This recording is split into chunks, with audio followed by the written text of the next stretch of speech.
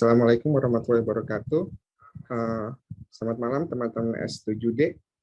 Terima kasih untuk waktunya yang sudah diberikan pada kelompok kami. Pada pertemuan malam ini kami akan mempresentasikan tentang kualitas guru dan pendidikan di Indonesia. Pertama-tama izinkan saya untuk memperkenalkan anggota kelompok kami. Di sini ada Edi Surahman, saya sendiri Dwi Pujo Sulistiono, Okti Dwi Rahayu, Ayuni Simahate, Novita Damawati, dan Kezia Hanjaya Putri. Selanjutnya, sejarah profesi pendidikan di Indonesia.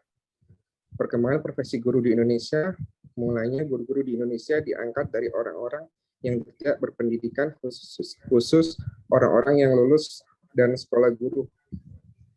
Quick School yang pertama kali didirikan di Solo tahun 1852. Mengangkat 5 guru, yaitu yang pertama guru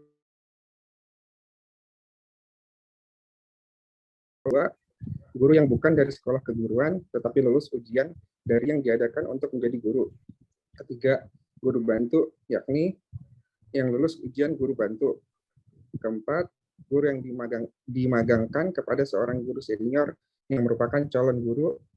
Kelima, guru yang diangkat karena keadaan yang sangat mendesak yang berasal dari warga. Dalam sejarah pendidikan, guru Indonesia pernah mempunyai status yang sangat tinggi di masyarakat karena dinilai berwibawa dan dianggap orang yang serba tahu. Peranan guru saat ini tidak hanya mendidik anak di depan kelas, tapi juga mendidik masyarakat, tempat masyarakat untuk bertanya, baik untuk memecahkan masalah pribadi maupun sosial. Keadaan demikian berlanjut sampai zaman penjajahan Jepang dan awal perang kemerdekaan. Pada penghujung tahun 2005, pemerintah mengundang atau memberikan pengakuan yuridis bahwa guru dan dosen memiliki jabatan profesi yang selama ini disandang oleh dokter, insinyur, dan sejenisnya. Namun, Undang-Undang Sistem Pendidikan Nasional yang telah diundangkan belum begitu kuat untuk memberikan pengakuan jabatan guru dan dosen sebagai suatu profesi, sehingga banyak orang memandang jabatan guru dan dosen sama sebagai pekerja kasar sebagaimana yang dilakukan oleh guru. Selanjutnya akan dijelaskan oleh teman saya. Untuk pengertian kualitas guru, dalam Kamus Besar Bahasa Indonesia, istilah guru diartikan sebagai orang yang pekerjaannya atau mata pencariannya mengajar. Selain itu, terdapat kata tutor yang berarti guru pribadi yang mengajar di rumah, mengajar ekstra, dan memberi les tambahan penjelasan. Dalam istilah bahasa Arab, banyak kata yang mengacu kepada pengertian guru dan sangatlah beragam, mulai dari kata mualim yang berarti orang yang mengetahui, merujuk kepada pengertian-pengertian di atas, maka pengertian kualitas guru adalah tingkatan mutu seorang pendidik dalam memberikan pendidikan dan memberikan pembelajaran kepada mahasiswanya atau siswanya guna memenuhi kewenangan dan tanggung jawabnya, baik di sekolah maupun di luar sekolah. Sementara itu, dalam Undang-Undang Nomor 14 Tahun 2005 menyebutkan bahwa guru adalah pendidik profesional dengan tugas utama mendidik, mengajar, membimbing, mengarahkan, melatih, menilai, dan mengevaluasi peserta didik pada pendidikan anak usia dini, jalur pendidikan formal, pendidikan dasar, dan pendidikan menengah. Di samping itu, guru mempunyai kedudukan sebagai tenaga profesional pada jenjang pendidikan dasar, pendidikan menengah, dan pendidikan anak usia dini pada jalur pendidikan formal yang diangkat dengan peraturan perundang-undangan. Dan guru wajib memiliki kualifikasi akademik, kompetensi, sertifikat pendidikan, sehat jasmani dan rohani, serta memiliki kemampuan untuk mewujudkan tujuan pendidikan nasional. Next slide. Kondisi kualitas pendidikan di Indonesia akan dijelaskan oleh Kezia Hanjaya.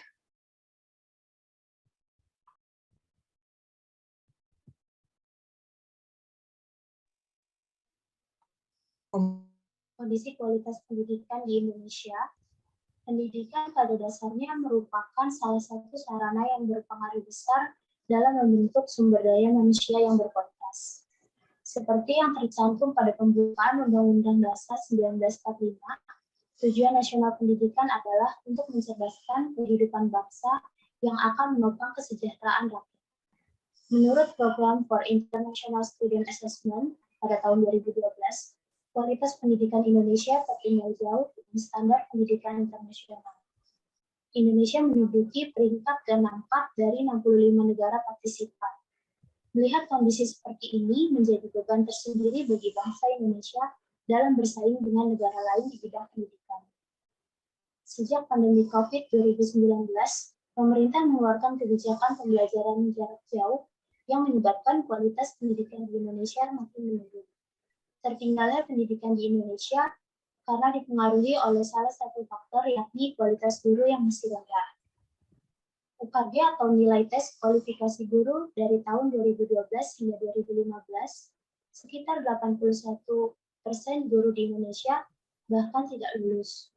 UKG sendiri merupakan salah satu evaluasi yang mengukur kompetensi seorang guru dan menilai penguasaan kompetensi pedagogi, kompetensi mata pelajaran, kemampuan guru menyusun strategi pembelajaran bagi siswa dan pemimpin pelajaran, pemahaman mata pelajaran, dan kemampuan guru untuk menilai pembelajaran.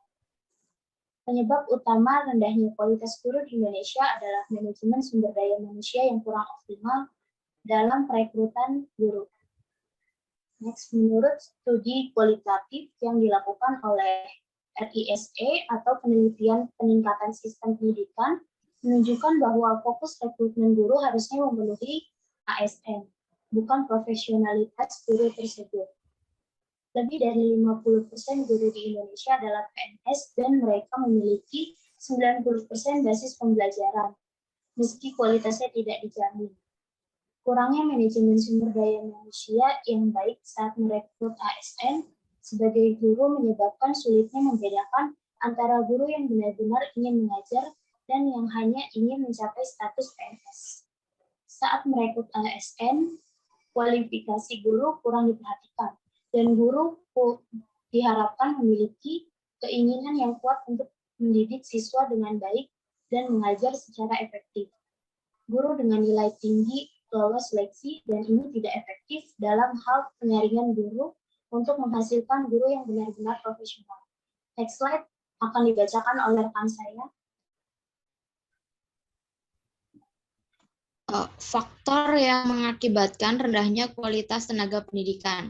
Yang pertama, ketidaksesuaian disiplin ilmu yang dipelajari dengan bidang yang diajarkan. Masih banyak guru di sekolah yang mengajar mata pelajaran yang bukan bidang studi yang dipelajarinya. Bahkan ada satu orang guru yang mengajar beberapa mata pelajaran. Hal ini terjadi karena persoalan kurangnya guru pada bidang studi tertentu. Yang kedua, adanya kualifikasi guru yang belum setara sarjana. Kualifikasi guru yang belum setara sarjana berpengaruh kepada standar keilmuan yang dimiliki guru, yang menyebabkan guru menjadi tidak memadai untuk mengajarkan bidang studi yang menjadi tugasnya. Bahkan tidak sedikit guru yang sarjana, namun tidak berlatar belakang sarjana pendidikan, sehingga ada muncul permasalahan dalam aspek pedagogik. Yang ketiga, program peningkatan keprofesian berkelanjutan atau PKB guru yang masih rendah. Masih banyak guru yang tidak mau atau tidak mementingkan untuk mengembangkan diri sebagai upaya menambah pengetahuan dan kompetensinya dalam mengajar. Guru tidak mau menulis, tidak mau menjelaskan, atau tidak inovatif dalam kegiatan belajar. Guru merasa hanya cukup dengan mengajar. Yang keempat, rekrutmen guru yang tidak efektif. Karena masih banyak calon guru yang direkrut tidak melalui mekanisme yang profesional atau yang seharusnya tidak mengikuti sistem rekrutmen yang dipersyaratkan. Kondisi seperti ini semakin menjadikan kompetensi guru menjadi semakin rendah. Yang kelima, rendahnya kualitas pendidikan di Indonesia tentu tidak bisa dijawab dengan cara mengubah kurikulum. bahkan mengganti menteri atau dirjen. Kualitas pendidikan hanya bisa dijawab oleh kualitas guru. Maka upaya meningkatkan kompetensi guru sebagai pelaksana kurikulum di kelas sangatlah penting, karena sebaik apapun kurikulum yang ada tidak akan bisa berjalan dengan baik tanpa didukung guru yang berkualitas. Selanjutnya akan dijelaskan oleh rekan saya, Ayu Okti. Cara meningkatkan kualitas guru, adapun untuk menjadi guru yang berkualitas tentu membutuhkan ketelitian yang tepat dalam memilih calon guru atau meningkatkan kualitas guru yang sudah mengabdi sebagai guru. Berikut cara yang bisa dilakukan untuk meningkatkan kualitas yang lebih profesional, diantaranya 1. Menjelaskan jenjang pendidikan lebih tinggi. Tidak bisa dipungkiri jika semakin tinggi jenjang pendidikan juga akan menghasilkan kualitas guru yang lebih baik. Dengan pendidikan yang lebih tinggi, ilmu yang akan didapatkan akan lebih banyak lagi. Pemahaman lebih dalam dan mampu merealisasikan kebutuhan pengajaran di era modern. Selain salah satu sebagai cara upgrading ilmu baru dengan melanjutkan jenjang lebih tinggi, maka akan lebih mudah untuk menghasilkan ilmu baru. 2. Mengikuti pelatihan yang menunjang kualitas guru. Dengan cara mengikuti seminar dan pelatihan penunjang guru berkualitas, maka akan ada perubahan yang terjadi dalam sistem dan metode belajar siswa yang akan diajarkan. Selain menambah skill dan kemampuan yang belum pernah dilakukan guru juga dapat mengeksplor dirinya lebih berkembang lagi terhadap dunia luar. Kemampuan-kemampuan yang baru akan terus berkembang ketika selalu mengikuti pelatihan-pelatihan yang dilakukan. 3. Aktif melakukan penelitian. Menulis merupakan salah satu yang tidak mudah dilakukan oleh sebagian orang, karena menulis hanya mampu dilakukan oleh orang yang memiliki keinginan saja. Karena tulis ilmiah merupakan salah satu penunjang dalam meningkatkan kualitas guru yang berkompeten dalam bidangnya. Dengan selalu melakukan penelitian, guru akan lebih memiliki daya pikir dan analisis yang baik. Kemampuan tersebut dapat dimanfaatkan untuk mengajar siswa yang memiliki daya nalar dan keinginan yang lebih dalam terhadap suatu hal. 4. Menciptakan budaya organisasi pembelajaran. Artinya, menciptakan lingkungan yang mendukung aktivitas pembelajaran, dengan begitu dapat meningkatkan kualitas mengajar seorang guru di dalam kelas.